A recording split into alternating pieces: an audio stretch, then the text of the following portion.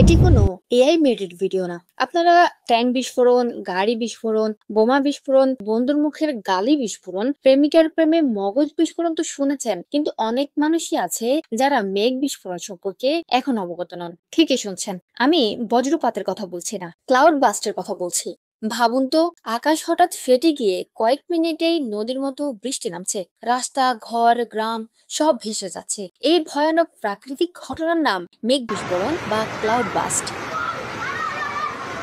প্রশ্ন জাগতে পারে, আসলে এটি কিভাবে ঘটে? পাহাড়ি এলাকায় আর্দ্র বাতাস ওপরের দিকে উঠে গিয়ে ঠান্ডা হয় আর মেঘে পরিণত হয়।